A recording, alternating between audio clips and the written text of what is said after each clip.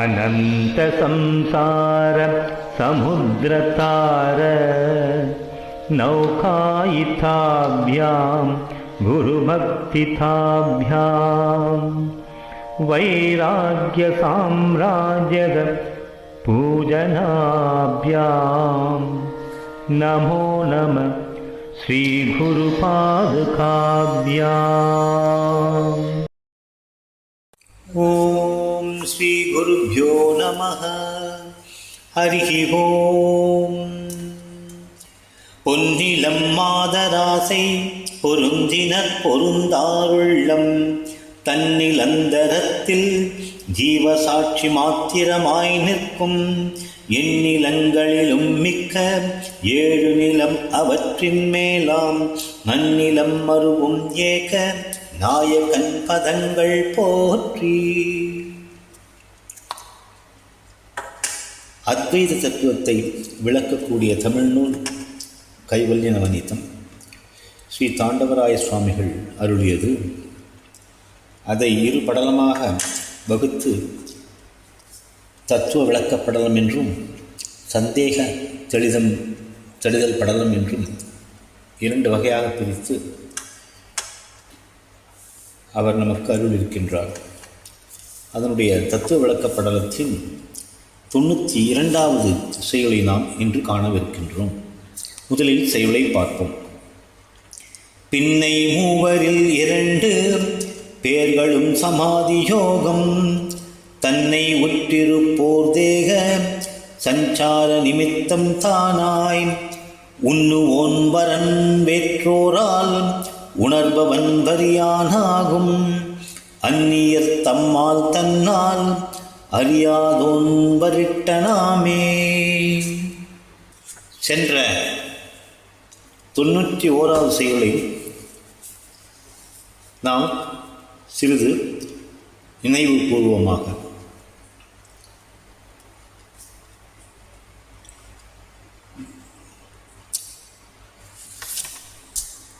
ஜீவன் முக்தர் என்கின்ற வகையிலே பிரம்மவித் என்று சொல்லக்கூடிய ஒரு வகையான முமுட்சுவுக்கு என்னென்ன லட்சணங்கள் என்பதை அவர் 88வது செயல் தொடங்கி 91 முடிய கூறி வருகிறார்.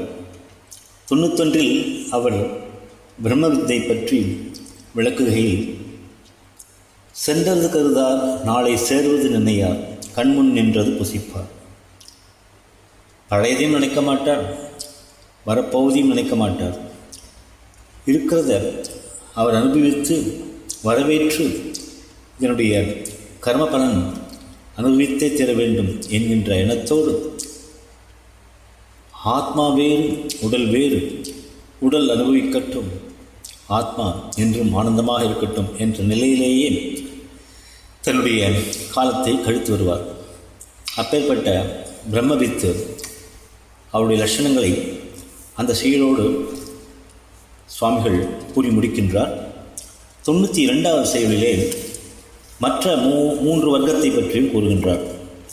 மற்ற 3 வர்க்கங்கள் உங்களுக்கு வரன் வரியன் வரித்தான் என்கின்ற 3 வர்க்கம். அவர்களை பற்றி அவர் விவரிக்கின்றார். அதற்கு முன் அந்த சம்பந்தப்பட்ட செயலினுடைய பொழிப்புரையை நாம் காண்போம். மீதமுள்ள 3 முக்தர்களில் 2 பேர்கள் துறவி பூண்டும் சமாதி யோகத்திலே இருப்பார்கள். வரன் எனும் முக்தன் இவ்வுலகினில் தன் உழைப்பில் வாழ்ந்திருப்பான். தன் தேகம் நடமாடும் வரை தானே சம்பாதித்து உண்டு வாழ்வான். சமாதி யோகத்தில் உணர்வை இழந்து போகும் நிலையில் தன் சீடர்களாலும் தொண்டர்களாலும் தருவை உணவில் உண்பான் வரியன். அந்நியர்களாலும் தன்னாலும் உணவு உண்ணாமல் எப்போதும் சகஜ நிட்டையில் இருப்பது, அதாவது சமாதியில் இருப்பவன் வரிட்டன் ஆவான் என்று பொறுப்பறையை கூறி முடிக்கின்றார். குறிப்பாக இந்த செயலில் சுவாமிகள் பயன்படுத்தியுள்ள சில பிரத்யேகமான வார்த்தைகளை நுணுக்கமாக பார்ப்போம். பின்னை மூவரில் என்று சொல்லுகின்ற பின்னை மூவர் யார்? வரன், வரியான், வரிஷ்டன் என்னும் ஏனைய மூவர்கள். 2 பேர்களும் அதில் முன்னிரண்டு, அதாவது வரியன் வரான், வரன் வரியன் இருவர், இந்த இருவரையும் சமாதியோகம் தன்னை உற்றிருப்பார், எப்பொழுதும் சமாதியோகத்திலே பொருந்தியிருப்பார்கள் என்று அவர் கூறுகின்றார். அதில் இந்த இருவரும் தேக சஞ்சார நிமித்தம் உடலை பேணி காப்பதற்குமாக மட்டும் பொருட்டு, அதன் பொருட்டு இன்றியமையாத உணவு முதலியவற்றின் பொருட்டு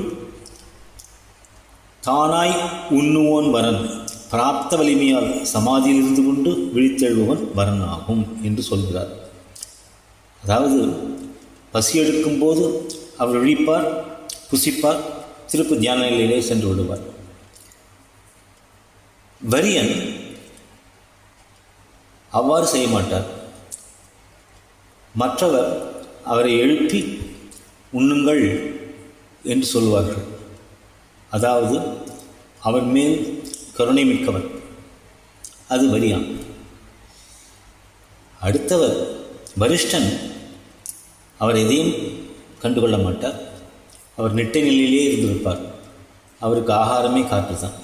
இவ்வாறாகத்தான் இந்த செயலினுடைய ஒரு பொருளை நாம் புரிந்து கொள்ள வேண்டும். இனி இதனுடைய ஆங்கில விளக்கத்தை பார்ப்போம். Substance of this verse. We have seen that the explanation about Brahmavidya was covered under verses 88 to 91, which is included. In this verse, he covers the features and characteristics of the rest of the 3 called Varan, Varihan and Varishtan. Let us try to understand one by one. Varan and Varihan are believed to be staying in Samadhi Yoga and Yoga Nishtha always. They are furthered from all ashram dharma, be it varnashrama or otherwise. They stay in Nishtha. But the body is a temple and this embodies the Atman that needs to occupy till he gains the status of Videha Mukti. This is a biological setup. What I mean to say is the body is a biological setup and hence it needs to be fostered and nurtured only to fulfill the requirements of the biological requirements of food that essentially is required for the sustenance of the body. And that too, he consumes it only to a minimum level, observing all the austerities. He eats to live and not lives to eat. The biological clock in him wakes him up from samadhi to fulfill the needs of nourishing the body. This classifies the Brahma Varan and this distinguishes from Brahma Variyan, who does not evince any interest even to the biological needs as food to the body for nourishment, unless he is disturbed by the people around who have care and compassion for him. It is at this instance of these people's prompting that he wakes up out of samadhi and accepts the feeding, whatever they give, he eats it. And he doesn't bother, or there is no natural hunt for the food. It's only under the compulsions of the people besides.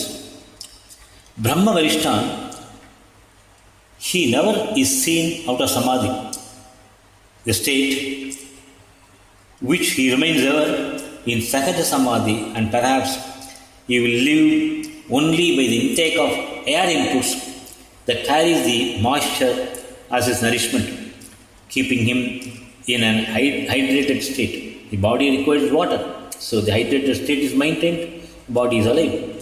The body is kept enlivened by his intake only, and he remains as such till his Videha Mukti attainment.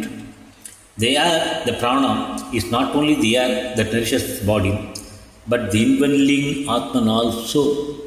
This is also a combination of the prana for the biological need, the prana for the spiritual and eternal needs. Now let us wait for the next verse tomorrow. Thank you until then. Om Sri Gurubhyo Namaha. Harihi Om. Om Shanti Shanti शान्तिः हरिः ओम्।